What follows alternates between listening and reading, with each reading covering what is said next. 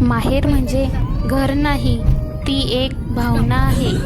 भाऊबीजेला माहेरी जाण्याची ओढ प्रत्येक मुलीसाठी काही वेगळीच असते. त्या दिवसाची प्रत्येक मुलगी ही आतुरतेने वाट पाहते. मी आणि माझ्या सासूबाई चालला माहेरी जाण्यासाठी आई म्हणाल्या की सोबत काही टोमॅटो तोडून ने. त्यासाठी मी आणि आई आम्ही शेतामध्ये टोमॅटो तोडण्यासाठी आलो. टोमॅटो तोडून घेतले. दिवाळी आली, पाऊस पडला आणि त्यामध्ये मार्केट बंद, त्यामुळे खूप टोमॅटो आमचे लाल झाले. शेतकऱ्याचं जीवन खूप कठीण आहे. हातातोंडाशी आलेला घाससुद्धा खाता येत नाही शेतकऱ्याला. खूप कठीण आहे शेतकऱ्याचे जीवन. दिसलं तर तुम्हाला व्हिडिओ आवडला असेल लाईक, शेअर आणि सबस्क्राईब करा. मला खूप हसू येत होतं. आई मला हसवून द्यायच्या. त्यामुळे दोघी बहिणींचे गाव जवळजवळ असले की खूप भारी असते. दोघी मिळून आम्ही माहेराला सोबतच गेलो. गेले पप्पा गेले नाही बा गाडी लावते आपण पाहिजे पुरा. 5-6 महिन्याने बाळ जेव्हा सर्वांना भेटलं, त्यामुळे प्रत्येक जणाला असं वाटत होतं तिला केव्हा घेऊ, तिचे लाड करू. अच्छा ना मला ती माझ्या जेवण ये नो नी राणी त्याचा व्हिडिओ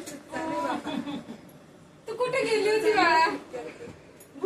सकाळी सकाळी पिल्लू उठली आणि तिच्या आवडीच्या जागेवर गेली.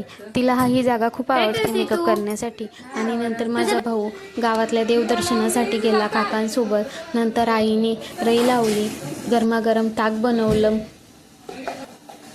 मटकीची भाजी बनवून घेतली. आई म्हणाली तू व्हिडिओ काढते, आपली कोथिंबीर खूपच मोठी आपल्या. काही नाही, आई म्हणत होती ही शेतामधून आणली होती त्यामुळे तशी आहे.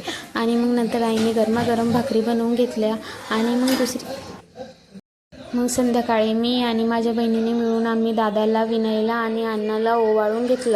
ही माझ्या बहिणीची पहिलीच दिवाळी असल्यामुळे आम्हा सर्वांना खूप आनंद होत होता. आम्ही मग नंतर जेवण वगैरे केले आणि नंतर आम्ही फटाके फोडण्यासाठी गेलो. ती म्हणाली चला आता आपण फटाके फोडून घेऊ. मग तिने झाड पेटवलं आणि त्यामध्ये बाळ खूप बेजार करत होतं. सण वगैरे असले की लेकरं खूप बेजार करतात. तेव्हा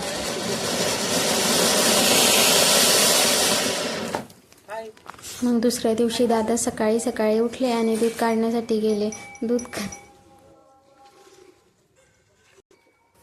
असं ताजं दूध गावाकडेच बघायला मिळते. मग दादाने दूध काढलं आणि माझ्याजवळ दुधाची बाटली दिली आणि म्हणाले ही बाळाला काढून ठेवाय. मग दादा शेतामध्ये चक्कर टाकण्यासाठी गेले आणि शेतातून मोठा भोपळा घेऊन आला आणि तो बाळाजवळ दिला. आणि बाळापेक्षा उंच आणि बाळ परत झुंबरसोबत खेळायला लागलं. अशा प्रकारे आमचे गावाकडचे दिवाळीचे दिवस गेले. खूप आठवणी राहिल्या सर्व. बाय. तुम्हाला आमचा व्हिडिओ आवडला लाईक करा.